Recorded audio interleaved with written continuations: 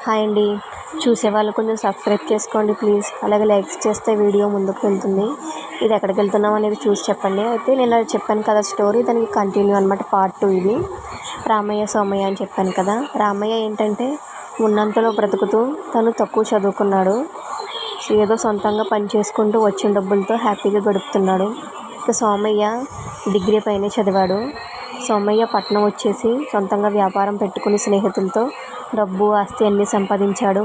అలాగే తన బుద్ధి కూడా మారిపోయిందనమాట పట్నం వచ్చాక. భార్య పేరు పార్వతి, కూతురి పేరు లీలావతి. పట్నం వచ్చాక భార్య ఏమో పార్వతిని పారు చేసేసుకుంది, కూతురి పేరేమో లిల్లు చేసేసారు.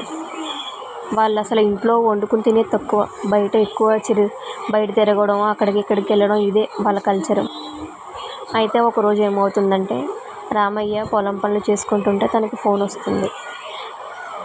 సోమయ్య ఫోన్ చేసి, రాము నా కూతురు మెచ్యూర్ అయ్యింది, ఇలాగ పలానా తేదీ నేను ఫంక్షన్ పెట్టుకుంటున్నాము, నీ కుటుంబంతో రావాలి అని చెప్పేసి పెట్టేస్తాడు. అంతే, ఆ ఒక ముక్క అడుగుతాడు. ఎలా ఉన్నారు ఏంటి అని చెప్పాడు. ఇక ఆ వార్త చెప్పగానే హ్యాపీగా ఫీల్ అయ్యి ఇంటికి వెళ్ళి తన భార్యకి చెప్తాడు రామయ్య. ఇంటికి వెళ్ళి తన భార్యకి చెప్పగానే ఆవిడ కూడా హ్యాపీగా ఫీల్ అవుతుంది. అలాగే అంత పెద్ద పట్టణం కదా, మనం వాళ్ళకి ఏమి ఇచ్చుకోగలం అని చెప్పి ఆలోచించి వాళ్ళు దాచుకున్న డబ్బుల్లో కొంచెం డబ్బులు తీసి ఆ అమ్మాయికి పట్టీలు కొంటారు. లీలావతి రామయ్య కూతురి కంటే ఒక 2 సంవత్సరాలు పెద్దదనమాట. తను ఇప్పుడు 7th క్లాస్ చదువుతుంది.